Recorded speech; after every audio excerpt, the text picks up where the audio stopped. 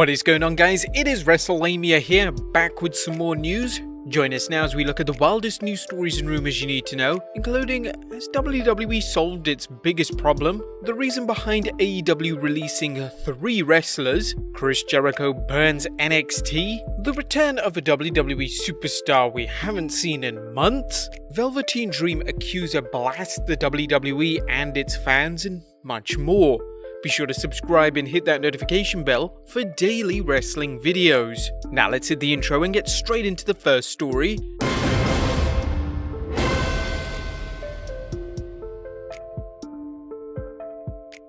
WWE might have solved its biggest problem. Now the SummerSlam search saga continues as several news sites are reporting that WWE has not only found a venue for this year's edition of the biggest party of the summer, but for other WWE programming for the duration. The reliable WrestleVotes tweeted, "Strong sense of enthusiasm at the Performance Center today. All TVs after this coming Monday's Raw will indeed be live and from the Amway Center in Orlando. Some normalcy on the horizon." According to sports reporter John Alba, regarding WrestleVotes hinting WWE may hold SummerSlam at Amway Center in Orlando, I spoke to a rep today who said, as of now, the arena is closed until next year, but said that if something was finalized recently, word would not come down the ranks as of yet, so definitely possible. Pro Wrestling Sheet's Ryan Satin added, "Hearing a bunch of different things from sources today after this Amway Center news hit. Sounds like a lot of interesting things are in the work at the moment in an effort to revitalize the WWE product a little. I hope this all helps. The show needs it." Yeah, we have to agree. The shows at the Performance Center are getting incredibly stale. PW Insider is also reporting that SummerSlam could emanate from the Amway Center, with Mike Johnson noting, internally WWE is now planning to stage the show in Orlando, Florida, but not at the WWE Performance Center. WWE is planning to broadcast the show from the Amway Arena in Orlando, Florida. WWE is also circling the Amway Arena for regular tapings going forward, a potential move from the WWE Performance Center for a much obviously larger facility that would allow far more for the company in terms of staging, production, etc. The Amway Center is a sports and entertainment venue in Orlando, Florida, and the home for the NBA team Orlando Magic. The building is a full-size arena, which would be a major upgrade from the Performance Center. If the WWE wanted to, it could set up an elaborate set as it does for television shows Raw and SmackDown as well as its pay-per-views. But we're not done yet. It could solve another problem, the lack of a proper audience.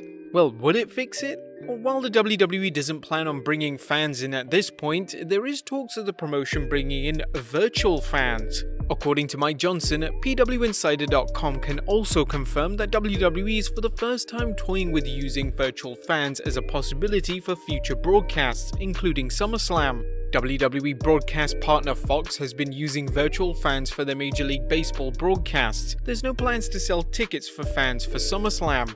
However, as noted by several writers, the scale of the Amway Center could see the return of fans if Florida authorizes smaller venues such as 25% capacity. Whether or not the presence of fans, virtual or not, will help restore a sense of a live audience remains to be seen, but the WWE has nothing to lose from trying this. You may recall at one point they had toyed with the idea of having fans appear on screen as they watch the show, including the possibility of celebrities. But now it appears the WWE may be implementing something similar. WrestleVotes is reporting, as part of WWE's new long-term residency at the Amway Center, a new interactive experience will be introduced with over 2,500 square feet of LED boards where fans will appear live on the show, hosted by superstars and legends. Applications to appear on screen will open next week. If true, what do you think of this innovation? Let us know in the comments down below. Next up, why AEW released 3 of its wrestlers.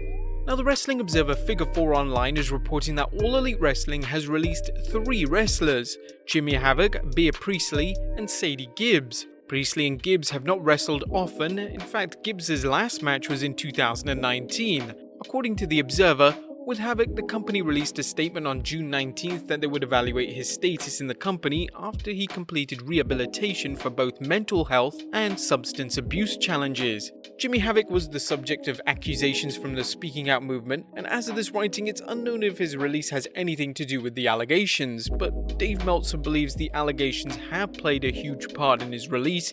And as for the other two wrestlers, he confirmed the other two were largely due to their inability to get into the country, with nothing looking like that will change anytime soon. Gibbs was brought in as a project in the sense she wasn't ready, but she was a great athlete with a great look and only had worked 3 matches for the company, none since October. Next up, a title match has been added to SummerSlam. PW Insider has reported, expected to be added to SummerSlam's lineup is Jeff Hardy challenging WWE Intercontinental Champion AJ Styles. That was the direction planned for the SmackDown episode that was slated to be taped last week, but was cancelled. That episode is being taped today at the WWE Performance Center. WWE's taping schedule has been a mess, even more than usual, and the fact that Vince McMahon has been merciless about changing scripts not only at the last minute, but sometimes during tapings. Ringside News' Steve Carrier tweeted on the 12th of August that WWE is taping Raw and SmackDown tomorrow. We've been told that the writing process is not going that well. They're not done and there's still plenty of work left to do. It was said to us that they're changing drastically again today. It should be a fun week of WWE TV. If these stories are true, then Vince McMahon is scrambling to try and salvage Raw and SmackDown's ratings. As long as McMahon continues to make the final decisions about the product, fans can count on seeing start and stop pushes, hot shotting, and many of the other techniques from the 2000 and 2001 WCW playbook. Next up, the possible return of Lars Sullivan. Now, Lars Sullivan was supposed to be a big deal on the main roster and was set to receive a massive push, even looking to enter into a feud with John Cena before he got quote-unquote anxiety and walked out of Raw. Funnily enough, this was when his past was being brought up very much in the media, where he was accused of making controversial comments and not forgetting his adult film star past. However, Lars would reappear, but not before suffering a knee injury, which has caused him to be out of action for over a year. Even after recovering from his knee surgery, things have gone silent for Lars Sullivan. His name hasn't been brought up backstage, and his social media account has not been updated since. However, on his private account, he seems to be working towards a big return, posting a number of training videos and photos. Whilst Lars should be keeping in shape anyway, could his recent training be a possible indication that he's returning to television soon? After all, Vince was keen for pushing Sullivan just before his past blew up on social media. Are you guys looking forward to the return of Lars Sullivan? Let us know in the comments down below. Next up, fans were present at Dynamite. It appears that AEW brought in a small group of fans in for its recent Dynamite taping. In an exclusive report, Pro Wrestling Sheet's Ryan Satin noted, AEW nearly doubled the amount of fans present for last night's Dynamite taping at Daily Place. According to sources, the show in Jacksonville had full security outside the venue who were getting people through metal detectors and assisting with the temperature checks. We're told the temperature checks were done through an iPad-like device that scans your face and verifies you're wearing a face mask as well. Our sources say there was about 150 spectators in attendance who were seated further away than usual from the people who had been COVID tested sitting closer to the ring. Just as before, the invited spectators were also seated in every other row to add space between people. Satin also mentioned a report by a fan of AEW officials walking around to make sure people wore masks and wore them correctly. Now, there's no question that fans add to a show, but should AEW be taking risks with its fans or wrestlers, especially during a spike? Next up, Erick Rowan discusses the original plans for Sister Abigail. Our fans are eager to see whether Alexa Bliss will join The Fiend as Sister Abigail or in some similar capacity, but according to former Wyatt family member Erick Rowan, the WWE's plans for Sister Abigail never called for her to appear.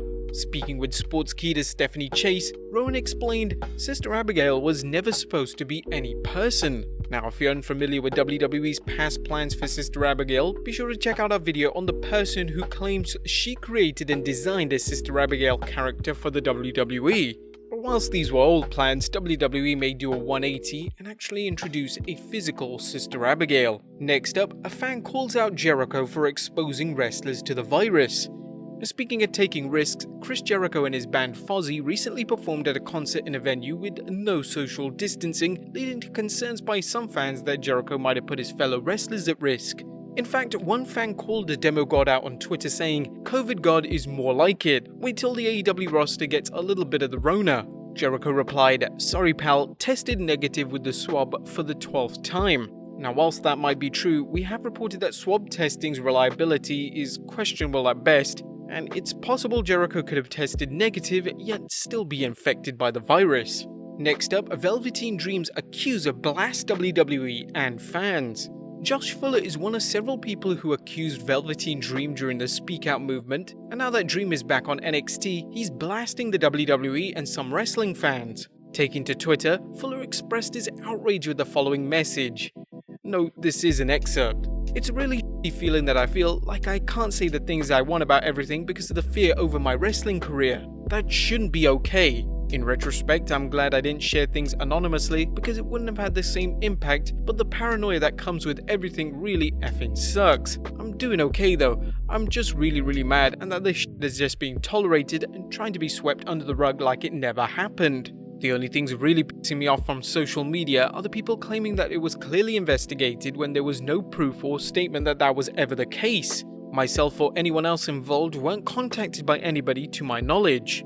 As we discussed in our story on Dream's return, the WWE will face significant criticism if it turns out they didn't conduct a thorough investigation and/or ignored the results of any investigation. And finally, Chris Jericho's burn on NXT. Last but not least, AEW star Chris Jericho continues to show his comedic skills, this time boasting about Dynamite destroying NXT in the all-important 18 to 49 demographic by .32 to .16 by posting the following .32 to .16 #DemoBurn #DemoGod. Le Champion's coup de grace was the gif he posted on NXT champion being burnt when a contract exploded in his face. This came from the angle on the 12th August NXT where Karrion Kross's girlfriend Scarlett handed Lee a gimmicked contract to sign, leading to Lee opening it and getting an exploded fireball for his troubles. But as funny as Le Champion's tweet was, he shouldn't get too cocky as AEW lost roughly around 200,000 viewers this week. While it continues to dominate NXT, its viewership varies from week to week. But there you have it guys, the wildest wrestling news stories and rumors you need to know. Be sure to leave your comments down below, subscribe if you haven't already, follow us on Instagram and Facebook for exclusive lists, and I'll see you next time with some more wrestling content.